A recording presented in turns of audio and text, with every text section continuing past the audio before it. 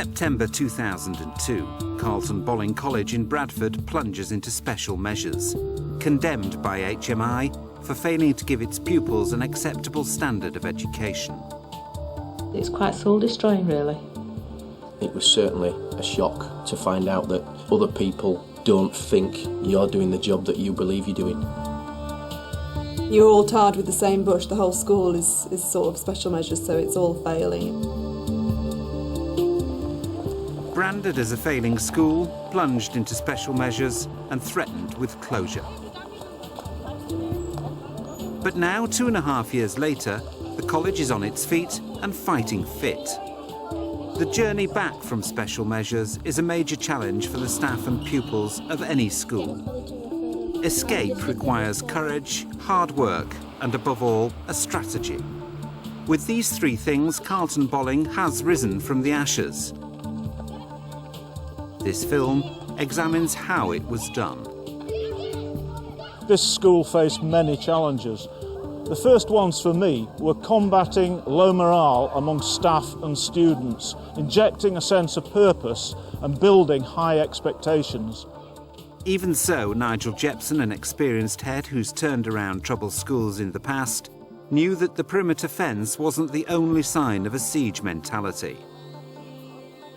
Carlton Bolling College is a large comprehensive in a deprived area of Bradford. It has a roll of almost 1,300 pupils. The vast majority are from minority ethnic groups, and 83% speak English as an additional language. It's faced a number of challenges. In 2000, following the reorganisation of secondary schools in Bradford, it had to operate from 2 sites. And later that year, it was hit by a major arson attack which destroyed buildings. Those things coming all together was a unique distraction. And you cannot afford to be distracted in a school where there are challenging circumstances. All your energies must be on the quality of teaching and learning, the quality of support and challenge from the teachers to the youngsters. Things got even tougher. In September 2002, Carlton Bolling was inspected by HMI. Their highly critical report placed the school in special measures. To escape, the school needed to raise standards in Key Stage 3 and 4, improve the quality of teaching, strengthen management, and improve pupils' attitudes to learning, attendance and punctuality. So how did Carlton Bolling set about achieving its great escape? For me, when I first came, the biggest challenge, as I saw it, was to raise the quality of teaching and learning. It's essential to take the staff with you because as a head you feel a certain amount of isolation coming into the job, that if you don't take staff with you, that isolation becomes a huge void. So inevitably, in terms of what you're looking for in the way of team spirit, you are part of that team. A warm welcome to everyone on Monday morning briefing. It's always associated with inspiring messages to set us up for a exciting week ahead. But there were 2 temporary heads before Nigel Jepson took charge, so the first year of special measures was especially difficult for staff. I think the first year, nothing ever seemed to... It didn't seem to progress anywhere. No. We just seemed to be at a standstill, morale was low. Students weren't sort of reacting well to the special measures. You don't get much feedback at all, really, do you, from the inspectors? They don't give you anything. You don't feel that you know whether you've done well or not. And I know when I was viewed last time and I said to them, was it all right? And they said, yes, it was fine. And that was it. And you think, well, was it? To have somebody independent come in and sort of question you, your school, your environment is very difficult to take.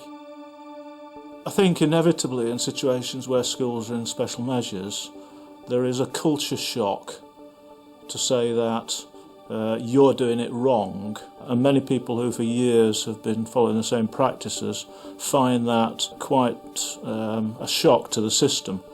So you have to explain in ways that don't discourage the persons further that there's a need to provide a remedy, and the remedy is in staff's own hands. As a young staff member, You just think, well, do I want to stay at a school that's in special measures?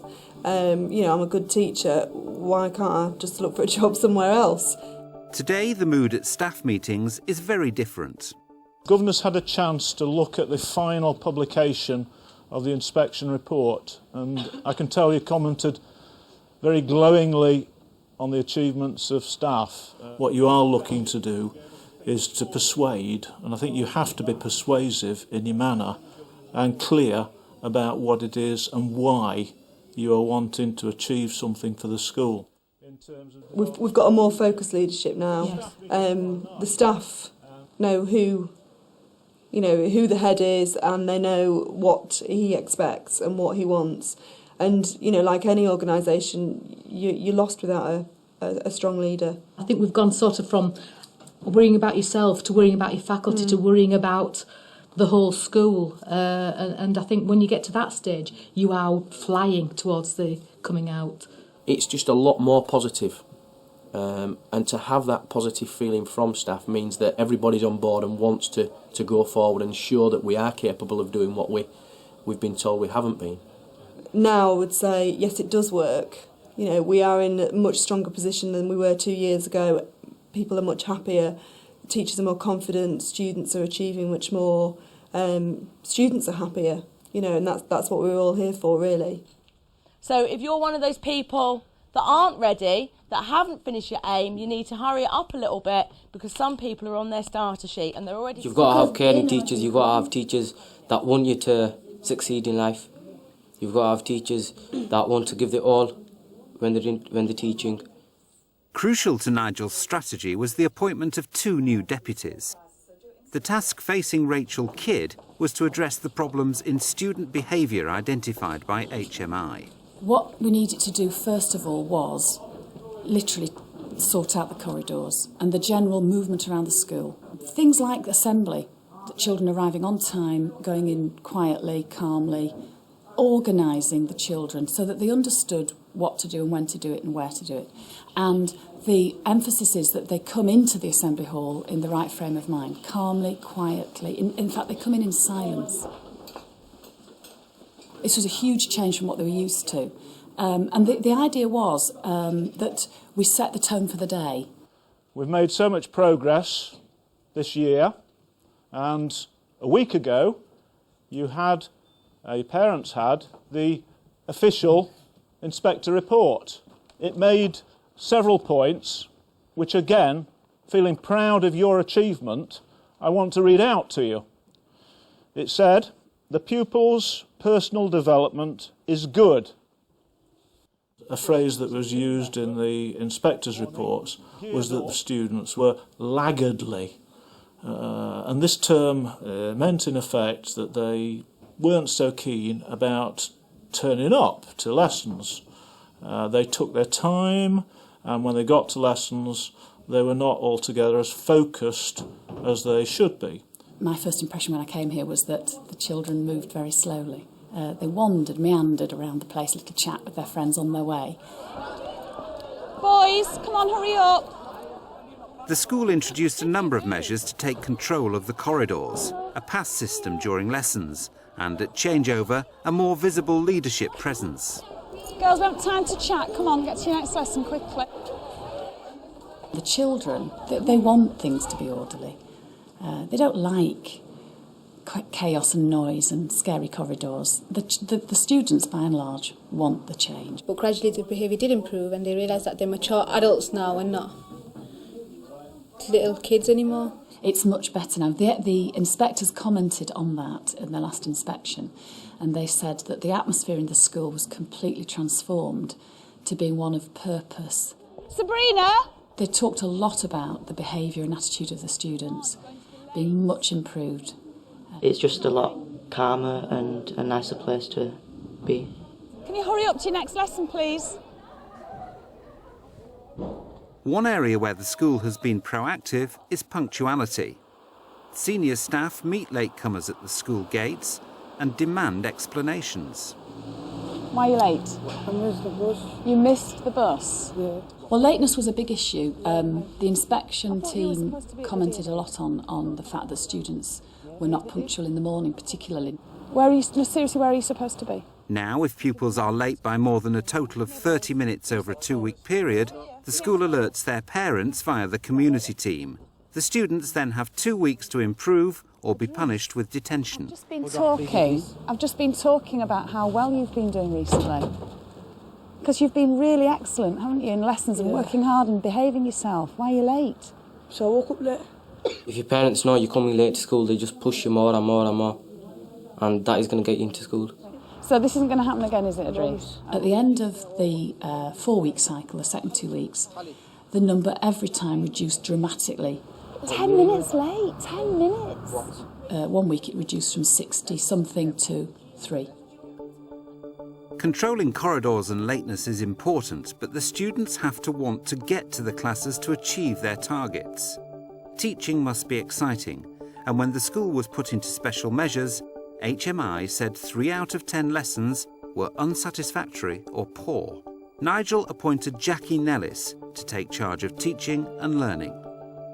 We need to think about what we're doing as teachers and our teaching styles, but we also need to think about what the students themselves are experiencing as learners.